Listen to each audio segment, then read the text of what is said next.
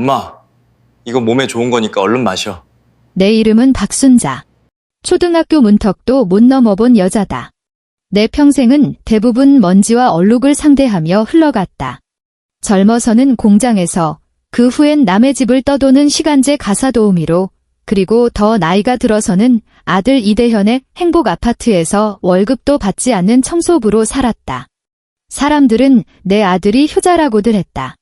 젊은 나이에 서울에 집을 샀으니 무거운 대출을 짊어졌다지만 어쨌든 번듯한 사람이라고. 아들 덕에 호강한다며 내게 복도 많다고 했다. 그런 말을 들을 때마다 나는 그저 웃으며 손에 쥔 행주를 더 꽉 비틀어 짤 뿐이었다. 복이라. 내 복은 아마 시큰거리는 무릎과 손톱 밑에 낀 시커먼 때에나 차곡차곡 쌓여 있을 게다.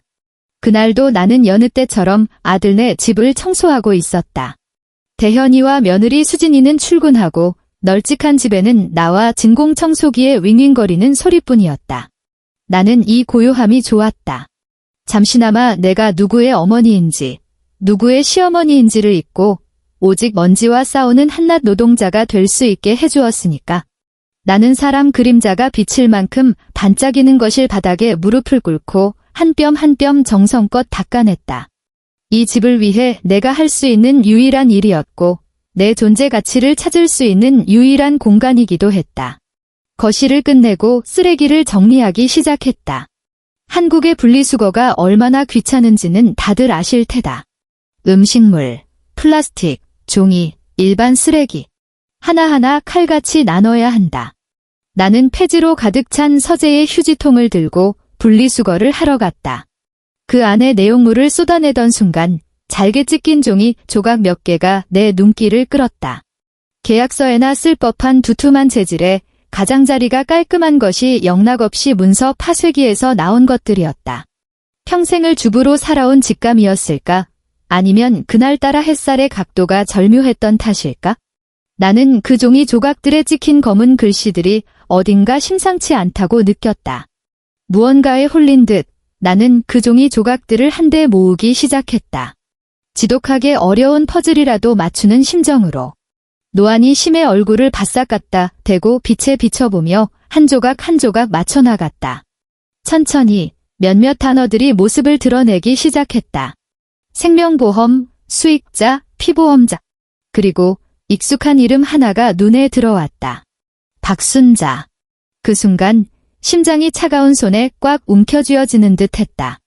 손이 걷잡을 수 없이 떨려왔지만 나는 계속해서 조각을 맞췄다. 내 평생 구경도 못해본 영이 길게 늘어선 보험금이 보였다. 그리고 다른 조각에서 또 하나의 이름이 나타났다. 최수진. 내 며느리였다. 결국 나와 내 며느리는 이 죽음의 계약서 위에 나란히 누워 있었던 것이다. 수익자 칸은 심하게 찢겨 있었지만 나는 그 두 글자를 알아볼 수 있었다. 이대현. 내 아들이었다. 나는 차가운 바닥에 주저앉았다. 사방에 흩어진 종이 조각들이 마치 내 인생의 완벽한 실패를 선언하는 종이 눈발처럼 보였다. 구석에서 진공청소기는 여전히 윙윙거렸지만 내 귀에는 아무것도 들리지 않았다. 머릿속에서는 최근 몇 달간의 일들이 제멋대로 재생되기 시작했다. 대현이가 그토록 효자가 된 것이 언제부터였을까?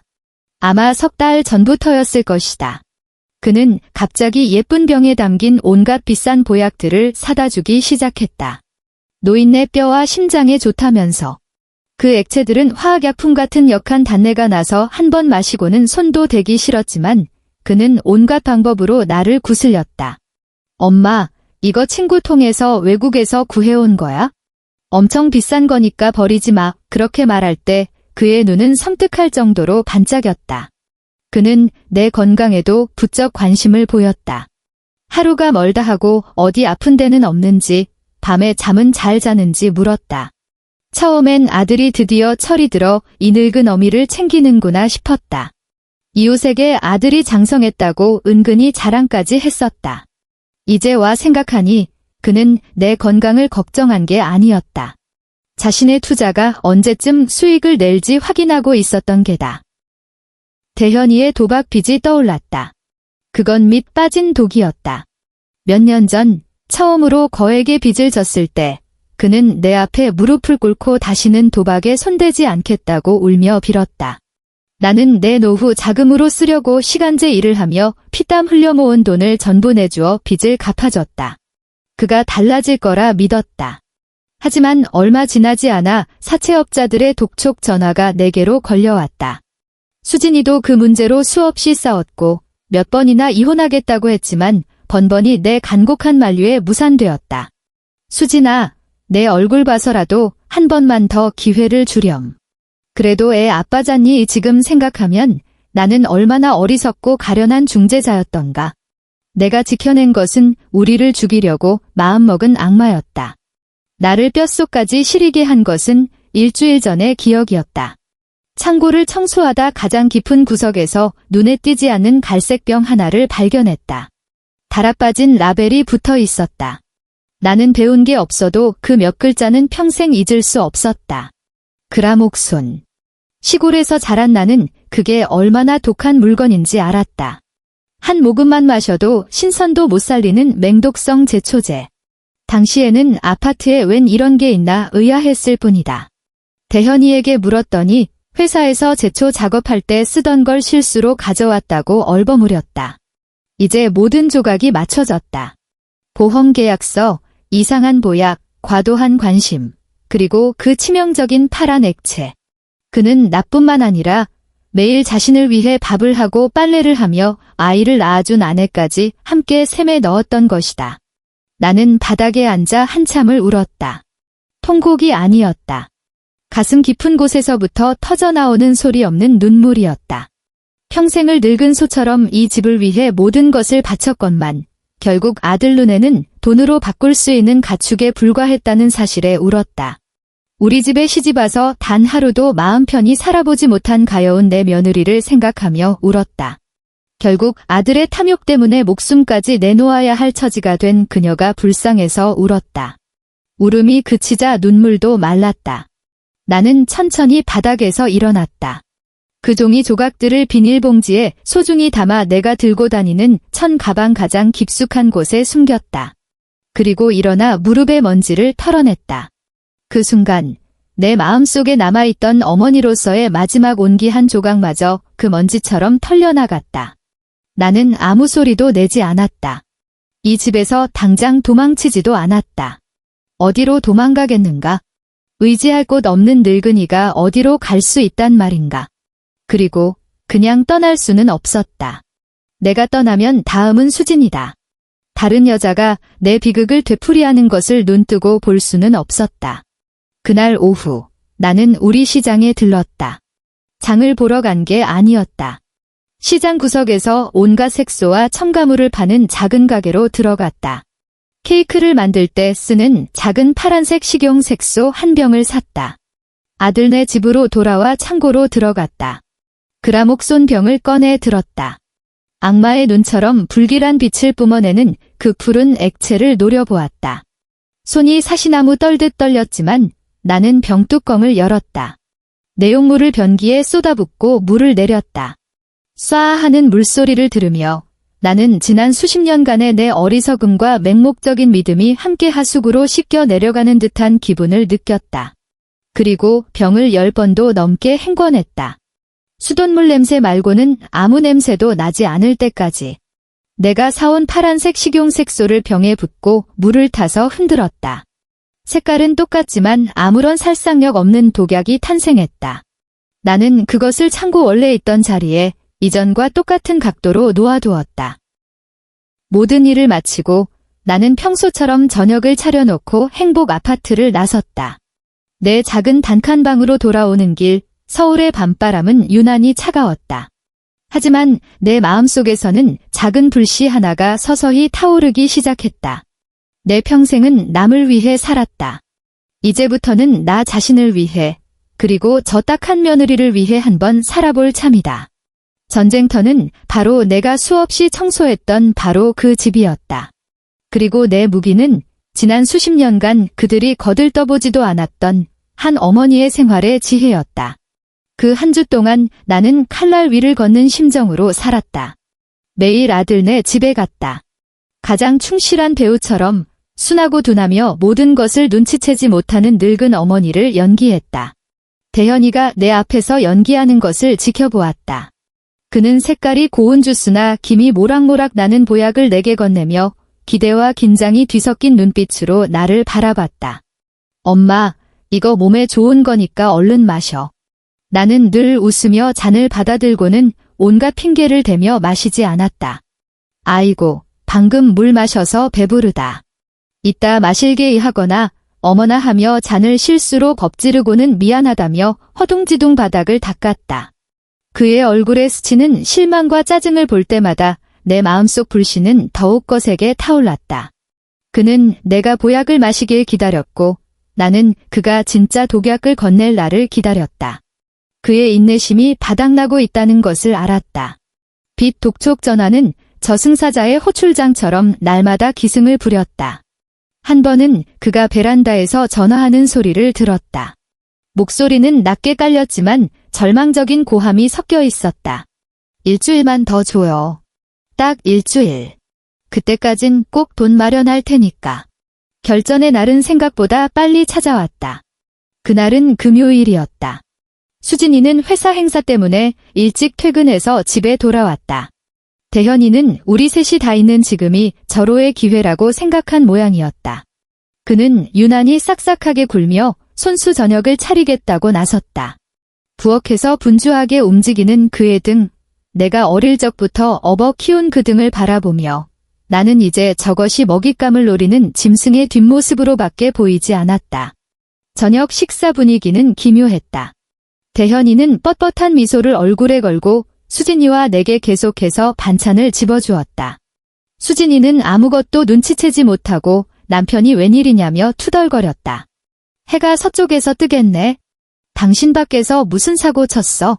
대현이는 마른 웃음을 지으며 대답을 피했다. 식사 후 그는 냉장고에서 오렌지 주스 3잔을 꺼내 우리 앞에 놓았다. 내게 건네진 잔의 색이 다른 두 잔보다 미세하게 더 진하고 오렌지 주스에 섞여서는 안 될 희미한 화학약품 냄새가 나는 것을 나는 놓치지 않았다. 바로 저거다. 심장이 미친 듯이 뛰어 목구멍으로 튀어나올 것만 같았다. 나는 온 힘을 다해 잔을 쥔 손이 떨리지 않도록 버텼다. 엄마, 그동안 고생 많으셨어요. 주스 드시고 피로 푸세요.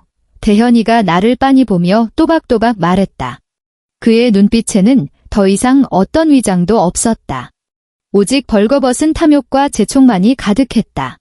나는 잔을 들어 천천히 입가로 가져갔다. 바로 그때 나는 사례가 들린 척 격렬하게 기침을 하기 시작했다. 하늘이 무너져라 오장육부가 튀어나올 것처럼 기침을 해댔다. 어머님, 괜찮으세요? 수진이가 깜짝 놀라 일어나 내 등을 두드렸다. 대현이도 일어섰지만 다가오지는 않고 제자리에 서서 내 손에 들린 잔을 초조하게 바라볼 뿐이었다. 나는 기침을 하면서 실수로 내 잔을 테이블 중앙, 수진이의 잔 바로 옆에 내려놓았다. 그리고 가슴을 부여잡고 숨가쁘게 말했다. 늙으니까 별 수 없군. 물만 마셔도 사례가 들리니? 수진아, 미지근한 물 한 잔만 갖다 주렴. 수진이는 서둘러 알겠다며 부엌으로 들어갔다. 거실에는 나와 대현이 둘만 남았다. 공기가 얼어붙는 듯 했다. 바로 그때 수진이가 부엌에서 나왔다. 그녀는 오늘 회사에서 있었던 짜증나는 일들을 투덜거리며 걸어오다. 목이 탔는지 테이블 중앙에 놓인 잔을 무심코 집어들었다. 색이 더 진했던 바로 그 오렌지 주스였다. 그녀는 단숨에 그 잔을 비워버렸다. 아, 목말라. 그녀는 잔을 비우고 입맛을 다시며 자신이 방금 젖은 문턱을 밟고 돌아왔다는 사실을 전혀 깨닫지 못했다. 내 심장은 터질 듯 했지만 진짜 연극은 이제부터 시작이라는 것을 알았다. 나는 대현이를 보았다. 그의 얼굴에는 순간 당혹감이 스쳤지만 그 당혹감은 이내 사라지고 그 자리를 더욱 기괴하고 흥분에 찬 표정이 대신했다. 5분의 정적이 흘렀다. 그 5분은 한 세기처럼 길었다.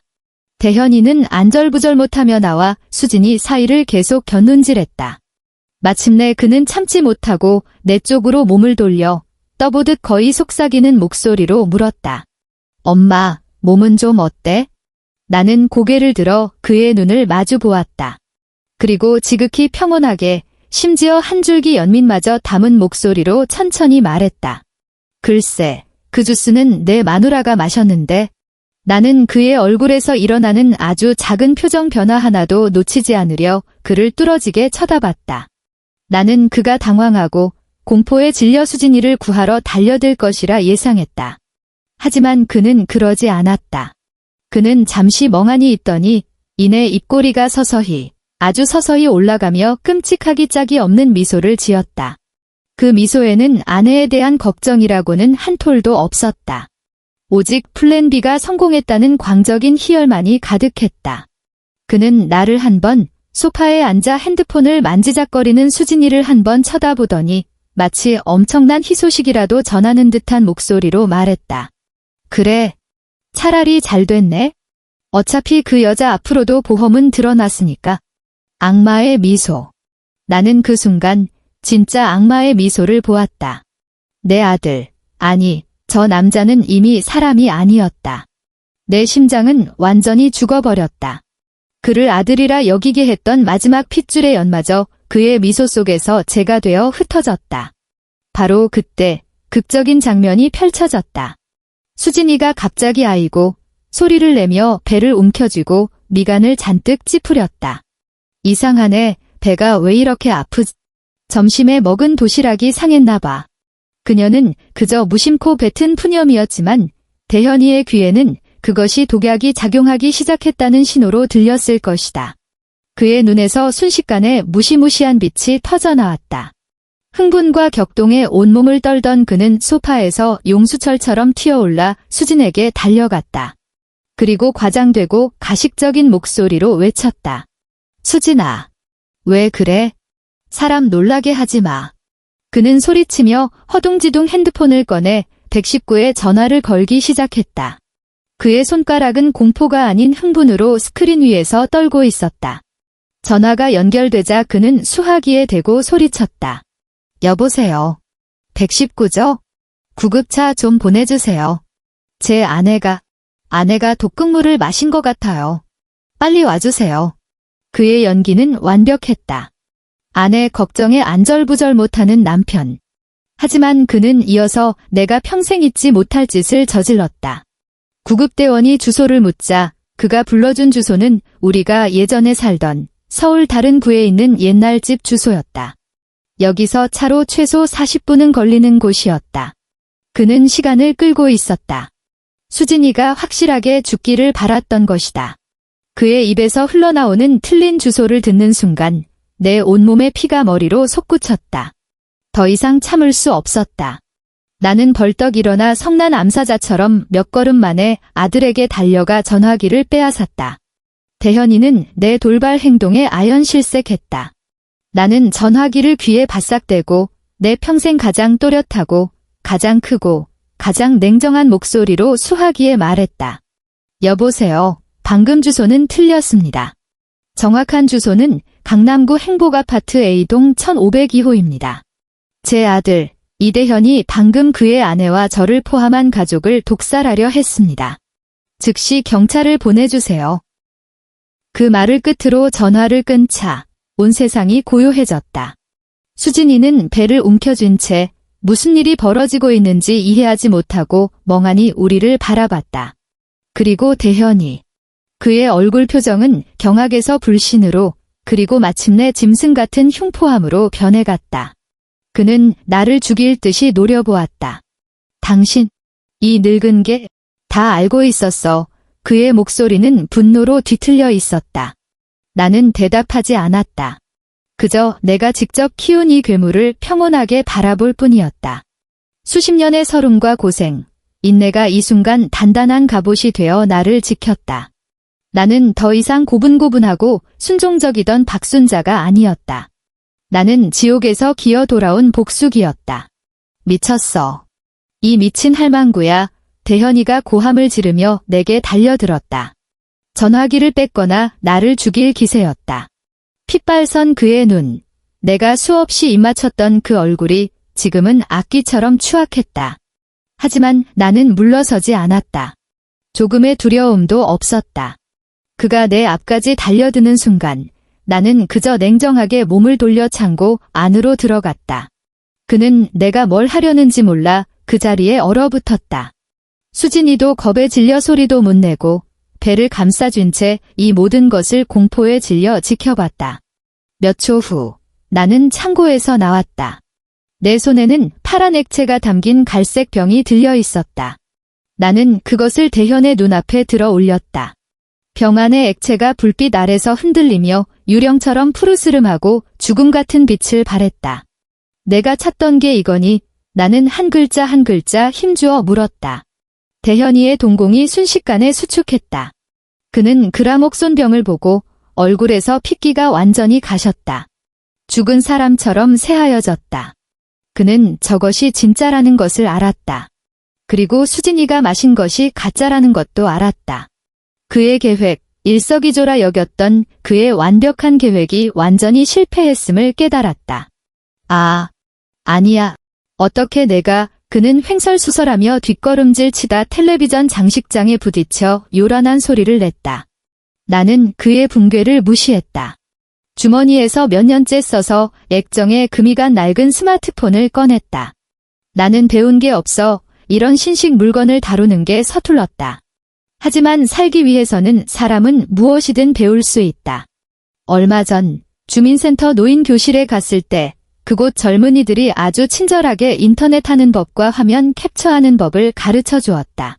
나는 갤러리를 열어 사진 몇 장을 찾아 핸드폰 화면을 대현의 코앞에 들이밀었다. 그가 낯선 계정과 나눈 대화 기록 캡처였다. 그는 인터넷에서 몰래 그라목손을 구할 경로를 물었고 약효와 복용량을 재차 확인하고 있었다. 모든 대화가 망치가 되어 그의 위선적인 가면을 산산조각 냈다. 내가 늙어서 머리는 잘 안 돌아가도 나는 잔인할 만큼 평온한 목소리로 말했다. 주민센터 젊은이들이 그러는데 이 핸드폰이란 게 참 신기해서 한 번 누르면 증거가 다 남는다더라. 나는 잘 몰라서 그냥 아무렇게나 몇 번 눌러봤지? 이거 맞니? 대현이는 핸드폰 화면에 떠있는 자신이 직접 타이핑한 범죄의 증거들을 보고 다리에 힘이 풀려 그대로 바닥에 주저앉았다. 그는 끝났다고 생각했다. 완벽하게 끝났다는 것을 직감했다. 한편 상황 파악을 못하던 수진이는 마침내 모든 사건의 진상을 꿰어 맞췄다. 그녀는 내 손에 독약병과 대현이의 핸드폰 대화 기록, 그리고 내가 숨겨뒀던 보험 계약서를 떠올렸다. 복통으로 일그러졌던 그녀의 얼굴이 순식간에 대현보다 더 창백해졌다. 보험. 나한테 보험을 들었어. 그녀는 텅 빈 눈으로 중얼거렸다.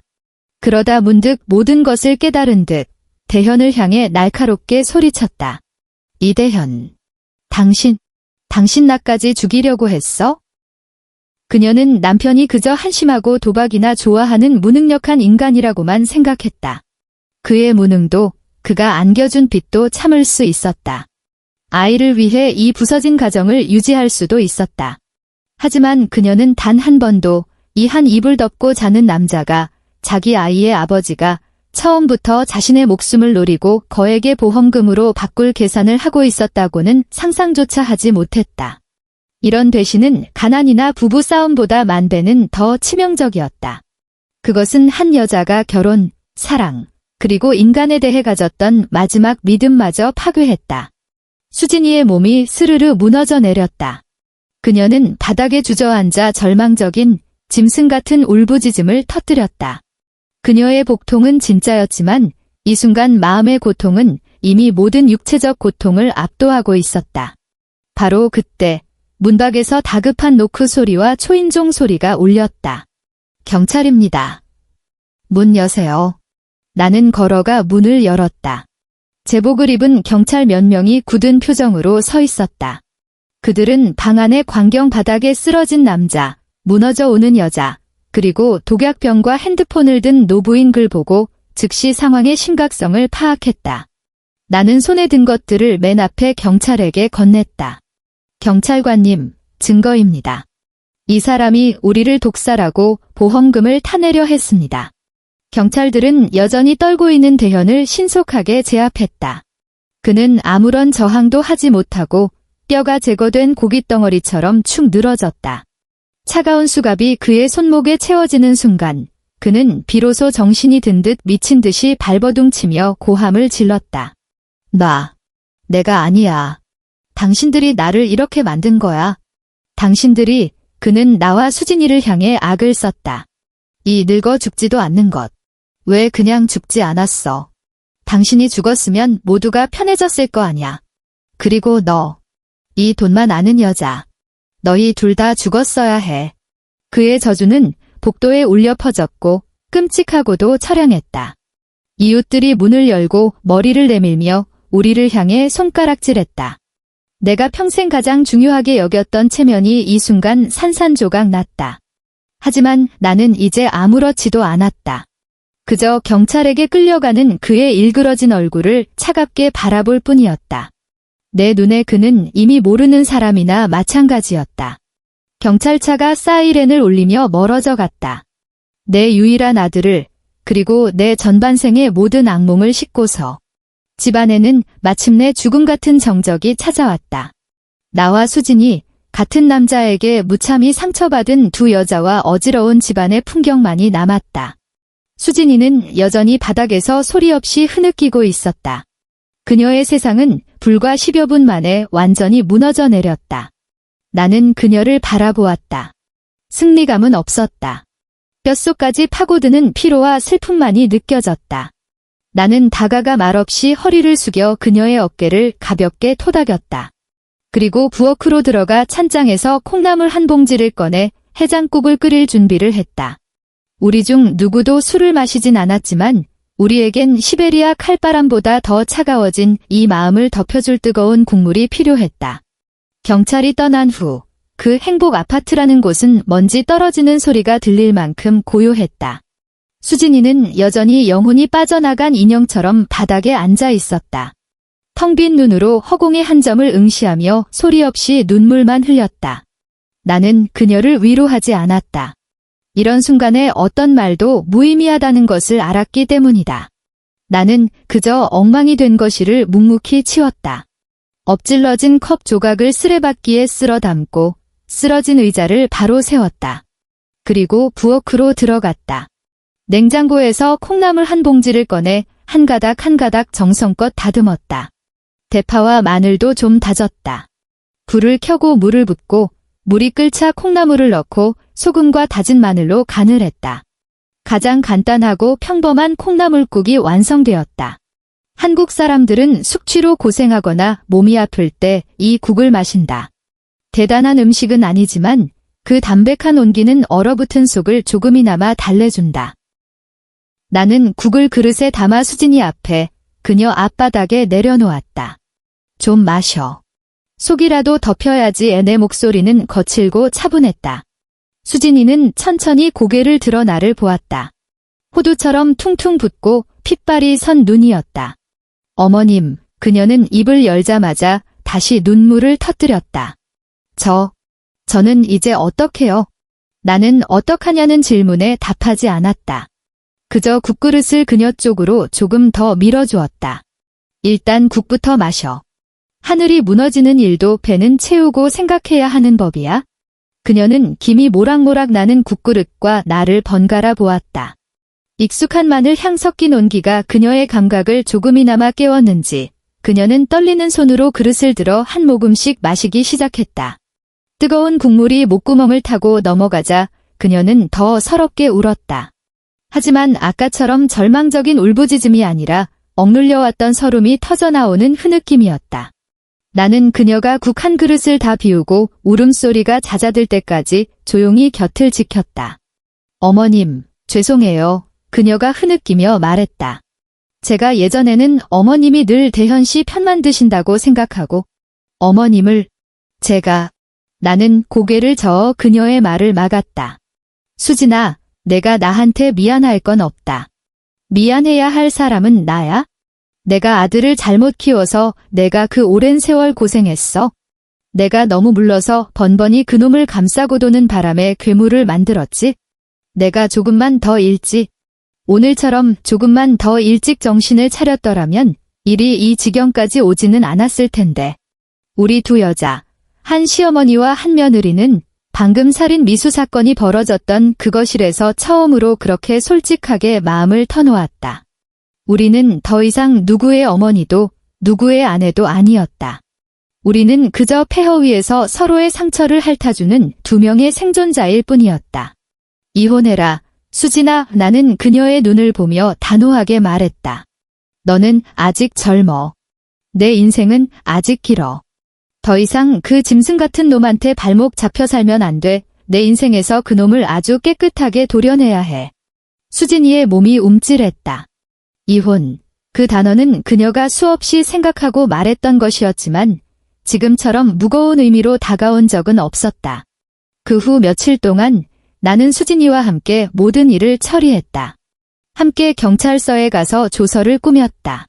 내가 숨겨두었던 찢어진 보험계약서, 조각과 핸드폰 캡처, 그리고 대현이의 도박과 독극물 구매에 대해 아는 모든 것을 남김없이 경찰에게 이야기했다. 수진이도 용기를 내어 그동안 당했던 가정폭력과 정신적 학대를 진술했다. 우리는 함께 주민센터에도 갔다.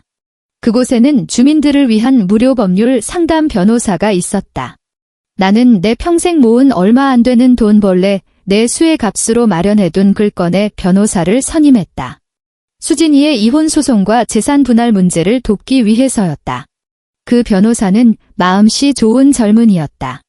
우리의 사연을 듣고는 의분에 차서 최선을 다해 돕겠다고 가슴을 쳤다. 그는 대현이의 살인 미수 행위 때문에 수진이가 이혼 소송에서 절대적으로 유리한 위치에 있다고 알려주었다. 그 행복 아파트는 비록 대현의 명의로 되어 있지만 거액의 대출이 끼어 있고 수진이 역시 계속 일을 하며 가정에 기여했으므로 재산의 일부를 분할받을 권리가 있다고 했다. 소송 과정은 길고 고통스러웠지만 나와 수진이는 늘 함께했다. 재판이 열릴 때마다 나는 그녀와 동행했다. 피고인석에서 날이 갈수록 초췌해지고 원망 어린 눈빛을 보내는 대현이를 보며 내 마음에는 더 이상 어떤 파문도 일지 않았다. 그는 내게 법률 용어로서의 피고인일 뿐, 더는 내 아들이 아니었다. 마침내 판결이 내려졌다.